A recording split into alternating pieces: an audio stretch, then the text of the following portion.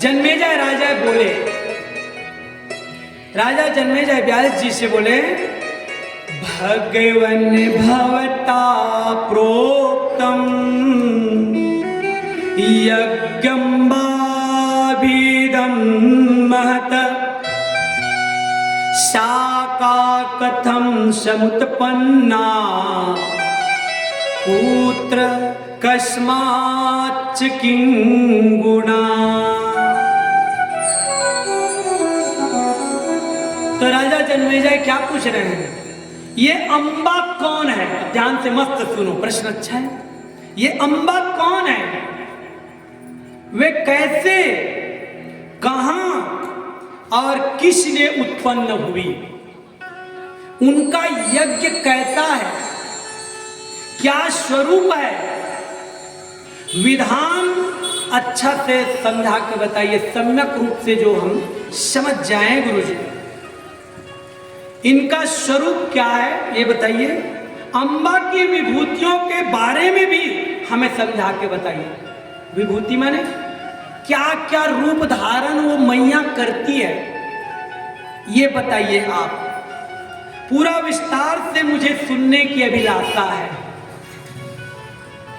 तो व्यास जी बोले, राजा जन्मेजय आपने जो पूछा ना, यथामति बुद्धि के अनुसार मैं बताऊंगा, क्योंकि मैं भी पूर्ण रूप से एकदम सब बता पाऊं ऐसा मैं नहीं कर सकता।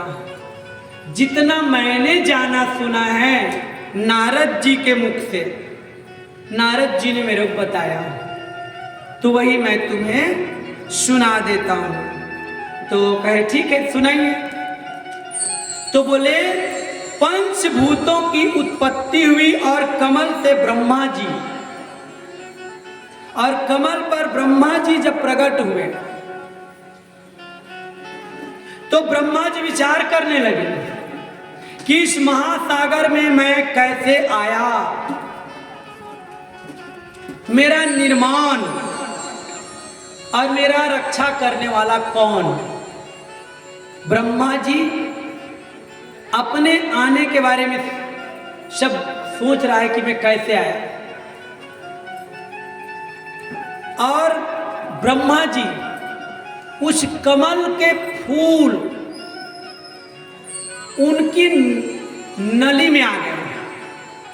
जो डंडी रहती है ना कमल के फूल की, वो डंडी में आ गए और पता लगाने लगे कि नीचे कहां तक के इनकी नाल है, मैं पता लगाऊं।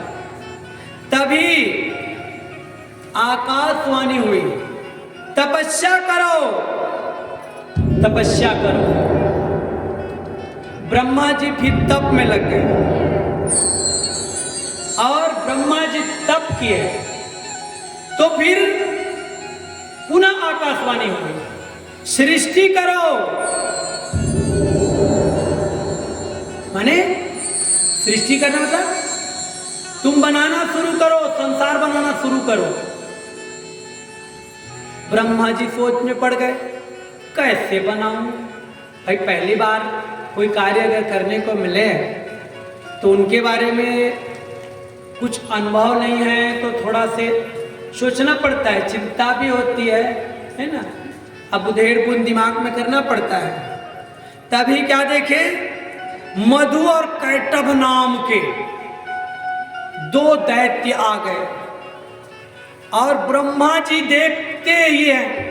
तभी क्या किए, ब्रह्मा जी देखे कि ये सब क्या हो रहा है, ये उत्पात मचाने लगे।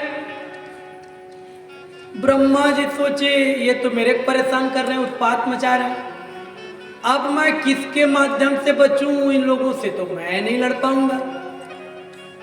ब्रह्मा जी ध्यान कर रहे थे, ध्यान कर रहे थे, तभी उस जल के भीतर एक अद्भुत पुरुष को देखे, बड़ा सुंदर, और वो बैठा है शेष सैया में एकदम आराम से। तो शेष सैया में कौन नहीं जानते? शेष साई कौन? विष्णु भगवान, उनको देखे शंख चक्र गदाधारी विष्णु, और वो योग निद्रा में बड़े डूबे हुए थे चिंतन में। तभी देखे कि ये तो निद्रा देवी के वशीभूत है। कौन? विष्णु। तो ब्रह्मा जी सोचे तो इनको तो पहले निद्रा देवी से अलग करना पड़ेगा। अगर मैं इनसे मदद लेना चाहूं तो ये तो एक नंबर के शेष सैया में निद्रा देवी में ये लीन है, इनके अंदर तो निद्रा देवी समा गई है। तो ब्रह्मा जी स्तुति करने लगे। किनकी स्तुति? देवी की स्तुति करने लगे। तो जन्मेजय ने पूछा था ना कि देवी के विभिन्न रूप विभूति के बारे में बताओ, तो एक रूप निद्रा देवी है, समझ? तो उनको ही बारे में स्तुति करने लगे। देहा निर्गत सा देवी गगने संस्थिता शिवा आवितर्यक शरीराता दिव्याभरण मंडिता।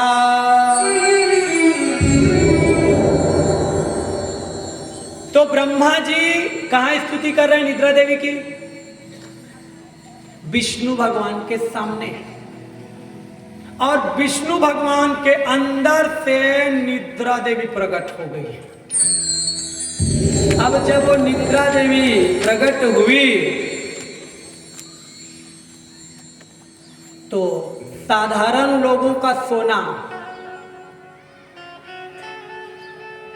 और भगवान का निद्रा के वशीभूत सोना दोनों में अंतर है।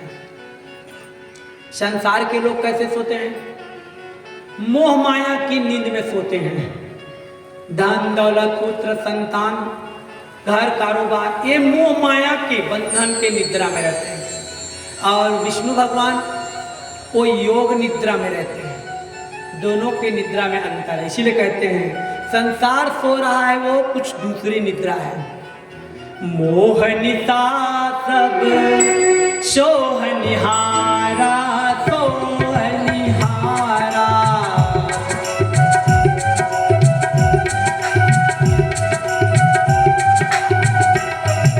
देखा ही स्वप्न अनेक प्रकार अनेक प्रकारा।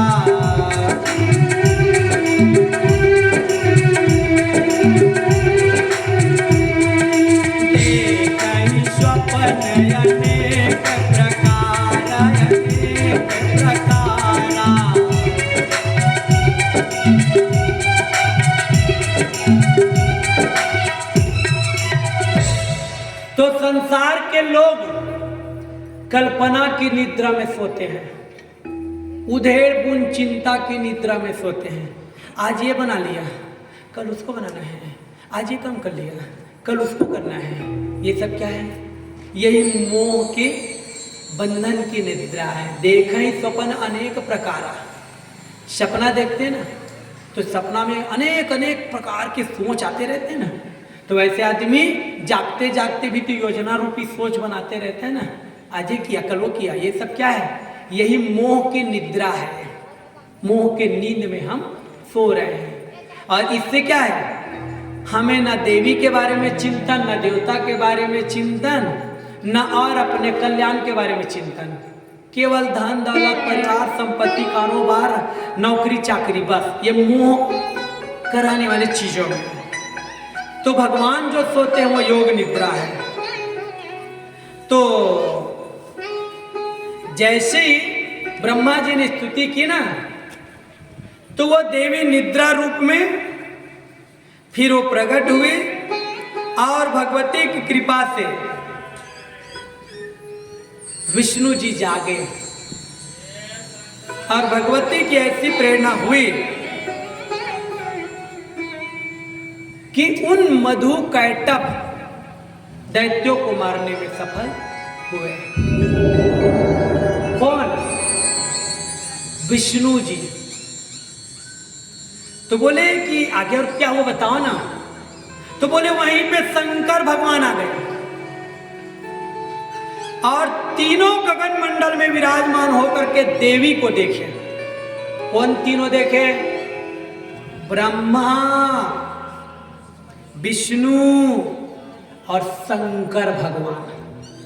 तीनों जब देखे देवी को ना, तो देवी को देख करके एकदम आश्चर्य में हो गए। वाह, ये तो बड़ी अच्छी सुंदर दिव्य रूप में आभा वाली ये नजर आ रही है, शक्ति है। तो ब्रह्मा, विष्णु और शिव तीनों को आदेश देती है। क्या? सृष्टि करना तुम्हारा काम, ब्रह्मा पालन करना तुम्हारा काम, श्रृंगार करना तुम्हारा काम। तीनों देवता को बोली अपना अपना कार्य कीजिए। तो ब्रह्मा जी को क्या कार्य मिला है? रचना। ब्रह्मा जी को सृष्टि रचने का काम मिला है। ब्रह्मा जी 4 प्रकार की सृष्टि रचते हैं। संसार में आने का 4 माध्यम है। कौन कौन से 4 माध्यम? अंडज, अंडे से जन्म लेता है कोई, जानते हो? हाँ, कौन लेता है अंडे से जन्म? अब जिनको जानते हो उसी को समझ लो, है ना। मुर्गी के बच्चे अंडे से आते हैं, है ना। अन्य पक्षियों के बच्चे अंडे से आते हैं। पिंडज, पिंड मतलब शरीर, मांस की झिल्ली से बंधे हुए जो शरीर मां के गर्भ से आता है। किनका आता है? हम मनुष्यों का, पशुओं का। तो समझ लिए 2 प्रकार की सृष्टि, अंडज और पिंडज। और तीसरा है उद्भिज। ये उद्भिज क्या है? कहे जिसके बारे में कोई पता नहीं और अचानक वहां वो जीव प्रकट हो जाता है, या वो वनस्पति या कुछ प्रकट हो जाते हैं, ये उद्भिज है। तो ये उद्भिज जानते हो? ये उद्भिज में जैसे दीमक वगैरह को भी कह देते हैं, है ना। और मशरूम, हाँ वो भी। तो इस तरह से कुछ जीव ऐसे हैं जो अचानक गर्जना आदि होने से वो भी प्रकट हो जाते हैं। तो ये तीसरी सृष्टि हो गई। और चौथी सृष्टि स्वेदज। क्या नाम? स्वेदज। स्वेदज मतलब प्राणियों के, जीवों के पसीने से जो जन्म लेता है, शरीर पा जाता है। तो पसीने से, पसीने के मैल से जो होता है, क्या चीज होता है? नहीं पता, नहीं पता। कंघी करके देख लो, पता हो जी, है ना। हाँ, तो खटमल है, जू है ना, पिस्सू है, ये सब क्या है? ये पसीने से होते हैं। मतलब जे 90 दिन साबुन में नहीं नहाए, है ना। मतलब साफ सफाई की कमी रही तो पसीने से एक जीव बनना शुरू हो जाते हैं शरीर से ही। तो 4 प्रकार के ये बताए गए हैं माध्यम, जिसको ब्रह्मा जी ने स्वीकार किया कि 4 माध्यम से मैं सृष्टि की रचना शुरू करूंगा। इसलिए कहते हैं ना कि 4,84,000, है ना। तो यही है, आकर 4,84,000,000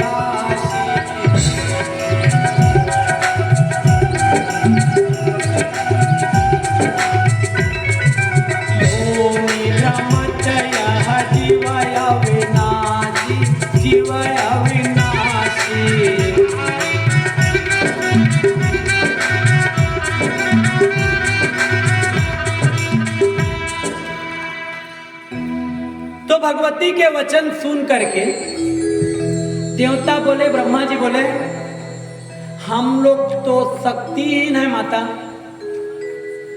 हम लोग ऐसा कुछ कर सकते हैं? ऐसा तो हमें नहीं लगता है। कैसे हम सृजन करें, कैसे बनाएं? भगवती मुस्कुराई। देवी हंसती है, मुस्कुराती है, और अचानक आकाश में एक दिव्य विमान आ गया।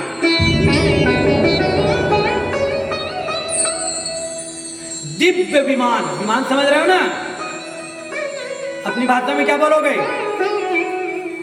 हवा में उड़ के आने वाले हैं। हाँ, हवाई जहाज। अच्छा, ठीक, हवाई जहाज आ गए देवी की प्रेरणा से, दिव्य। और भगवती बोली, चलो बैठो। किनको बोली? तीनों देवता को बोली, ब्रह्मा, विष्णु और शिव को। तीनों देवता को देवी उस दिव्य विमान में बैठने को बोली। तीनों देवता उस विमान में विराजमान हुए। बोले, आज तुम लोगों को अद्भुत दृश्य दिखाऊंगी, चलो। तीनों देवता जब बैठे ना, तो अब वो आकाश में उड़ाना शुरू कर दिया विमान को। कौन? देवी। और वो आकाश में जब उड़ने लगे तो तरह तरह के उनको अब देखने को मिला। एकदम दिव्य दिव्य नगर, शहर, सुंदर सुंदर जगह देखने को मिले। कहां? उड़ रहे आकाश मंडल और सब तरफ देख रहे हैं, तो कहीं सुंदर सुंदर नगर, दृश्य, अनेक प्रकार के महल, बड़े सुंदर सुंदर महल। कौन देख रहे हैं? तीनों देवता देख रहे हैं। वाह। और बोले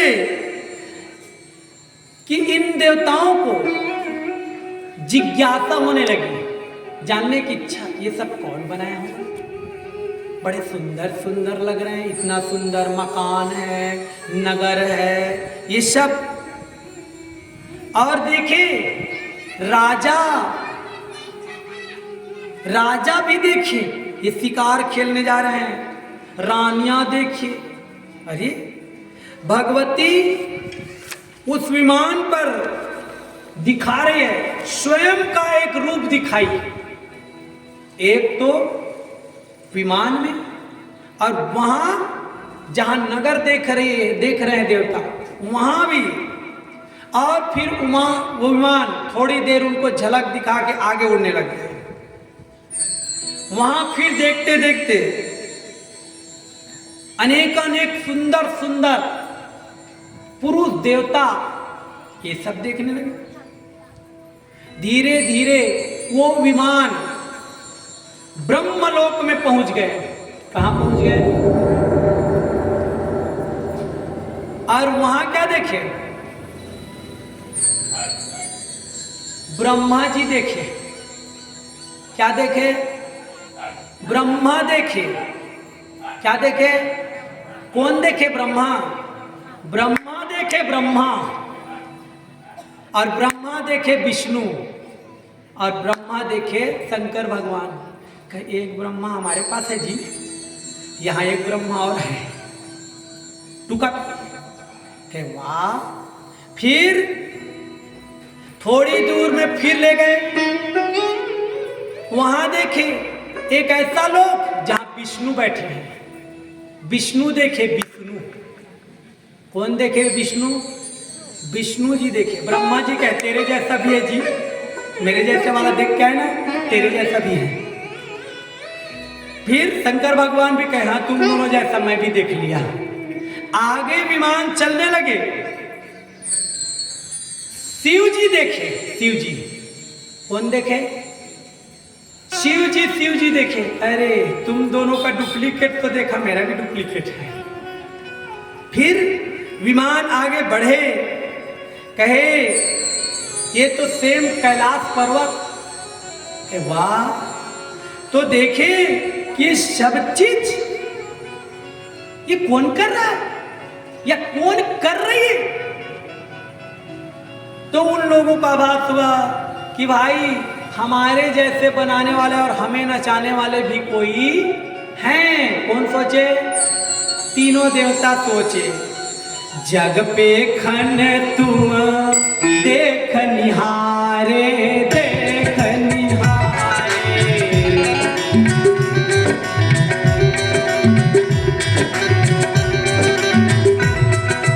विधि हरि शंभु नचावन हारे, नचावन हारे।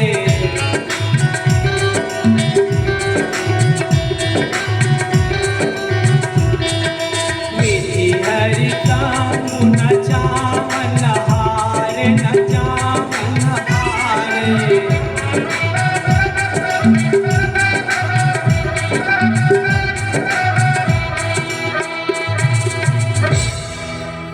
अभी तीनों देवता विमान में यात्रा में निकले हैं और चलते चलते विमान अमृत के सागर के पास रोक दिए। कहां पे? अमृत के। अब सोचो, एक घड़ा में अमृत थोड़े से निकले उनके लिए संग्राम, और यहां तो देवता को, इन तीनों देवता को अमृत का सागर देखने को मिल रहा है। बड़ा आनंदमय वातावरण जी। विचित्र विचित्र फूल फल, बड़े सुंदर सुंदर दिखने वाले फूल और बहुत सुंदर सुंदर पके हुए ताजे ताजे फल और सुगंध, इतनी सुंदर सुगंध आ रही है वहां। और वहीं पे क्या देखे? अद्भुत एक नंबर के दिव्य सुंदर पर्यंक देखे। क्या देखे? पलंग, पलंग, सुंदर से पलंग, सुंदर आसन, और वहां देवांगनाएं विराजित है। कौन विराजित है? देवियां। तो देखिए, यही भगवती भुवनेश्वरी देवी है, जो दृष्टि रखते ही अपनी करुणा बरसाती है। दृष्टि मात्र से देवता लोग देखिए, अरे वाह, ये इतनी सुंदर, ये दिव्य आभा वाली यही देवी है। बड़ी करुणामय दृष्टि से देख रही है। अरुणा करुणा मूर्ति कुमारी नवयौवना। कैसी रूप है? कौन से रूप है? कुमारी अवस्था में है। बड़ी सुंदर दिव्य आभा तेज है उस देवी के। भगवती को देख करके तीनों देवता चकित हो गए और जानने की इच्छा मात्र कर पाए, कौन है ये, कहां, ये कौन सी जगह है, लेकिन जान नहीं पाए। रथ आगे बढ़ा दिए। कहे बस देखो, तुम्हें ज्यादा परिचय देने की जरूरत नहीं है। विभूति है ना, सब दिखा रहे ना कि मुझे कितना जान सकते हो, जानो। कुमारी अवस्था को सुंदर देखे, दिव्य यौवन अवस्था को, तेजमय को, लेकिन परिचय नहीं ले पाए। देवी का नाम ही नहीं जान पाए, कौन देवी है, कौन नहीं जान पाए। तीनों देवता ब्रह्मा, विष्णु और शिव जी। तो कैसी थी वो देवी? अब वो भी तो जानने की इच्छा होगी ना, है ना? तो हम लोग भी तो जाने ना।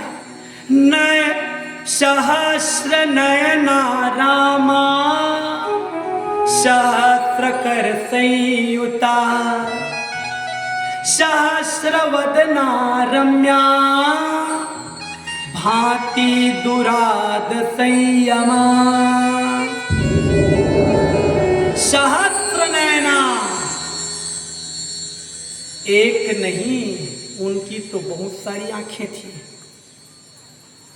उनके दिव्य आभा तेज, उनके शरीर क्षण क्षण में अनेक अनेक दिव्य दिव्य दिव्य रूप में सुंदर प्रकट होती, उत्तेजित दिख रही थी, बड़ी सुंदर।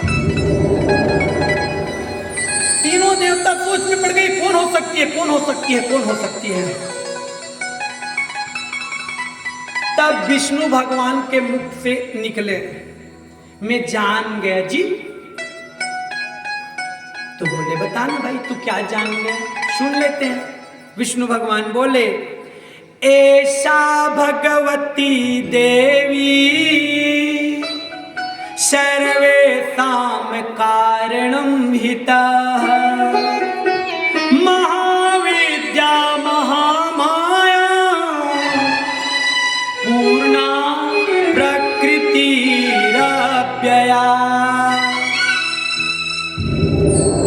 विष्णु भगवान बोले यही जगदम्बा है। क्या बोली? विष्णु भगवान बोले यही साक्षात जगदम्बा सबकी कारण स्वरूपा है, यही महाविद्या है, यही महामाया है, यही शाश्वत प्रकृति रूपा है। और हम लोगों ने कोई पूर्व में अच्छा किया है भाई, इसीलिए ये देखने को मिले हैं। हमने अपने पूर्व में कोई जरूर अच्छा जप तप तपस्या किया ना, इसलिए हमें ये दर्शन हुआ है, ये विष्णु भगवान कह रहे हैं। और उसी का यह उत्तम परिणाम, अन्यथा भगवती हम लोगों को स्नेह पूर्वक दर्शन कैसे देती? बड़े स्नेह के साथ में दर्शन दिया तो हमारा अच्छा कर्म है, इसीलिए हमें ये दर्शन हुआ है। तो ये जो पुरुष है वो दृष्टा मात्र है, माने अपने आप को सब समझ रहे हैं कहे, और समस्त ब्रह्मांड और देवगण दृश्य स्वरूप है। महामाया कल्याणमयी सर्वव्यापिनी, ये भगवती सबके मूल कारण है। मूल कारण मतलब सबको बनाने लाने वाली, प्रेरित करने वाली यही है, मुख्य यही है। हम सब तो साइड है। यही मूल प्रकृति स्वरूपा भगवती परम पुरुष के सहयोग से ब्रह्मांड की रचना करके परमात्मा के समक्ष उसे उपस्थित करती है।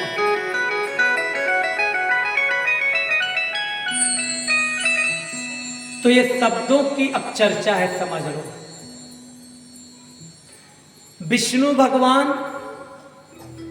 या कहें यहां कथावाचक, समझाने और समझने के लिए अब दो रूपों में बांट रहे हैं। क्या बोल रहे हैं? देवी, और क्या कह रहे हैं? परम पुरुष, है ना? देवी और परम पुरुष। तो मनुष्य को कुछ व्यक्त करने के लिए शब्द की आवश्यकता होती है, और शब्द की आवश्यकता होती है तो शब्द कहाँ की? सांसारिक शब्द। तो सांसारिक शब्द में क्या बोलेंगे? माध्यम किसके माध्यम से हम आते हैं? माता और पिता, है ना? तो मां कहोगे तो देवी, और पापा कहोगे तब, पिता कहोगे तब देव। तो इसीलिए बोले ये परम पुरुष के साथ में ये सब लीला वो कराती है। कौन बता रहे हैं? यहां विष्णु भगवान बोल रहे हैं। तो बोले ये भगवती मेरी जननी है। विष्णु भगवान बोल रहे हैं कि मेरी भी जननी, मतलब मुझे भी प्रकट करने वाली। और ऐसे बोलते बोलते विष्णु जी के मुझे कुछ और याद आ रहा है, मतलब अब पहले की बात और याद उनको आ रही है विष्णु भगवान को। तो देखे ना कि देवी कितनी ऊपर है, जो विष्णु जी उनके द्वारा आए हैं उस बात को याद कर रहे हैं। तो अब देवी की शक्ति को, देवी की महिमा को, देवी की जो विराटता है उनको अब समझना है।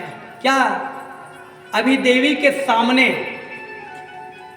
ब्रह्मा, विष्णु और शिव तीनों अभी नीचे हो गए ना, इसीलिए कहते हैं शंभु विरंची विष्णु भगवाना विष्णु भगवाना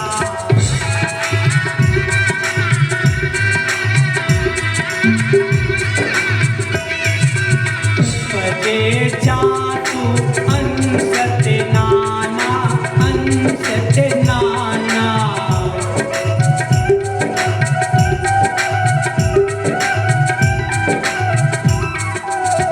पदे चाशु अंसत नाना अंसत नाना।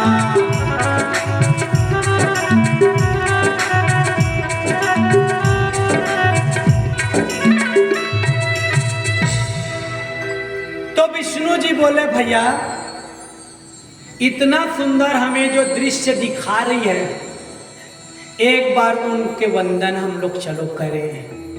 तो सच बात है, हमें भी चाहिए कि नहीं?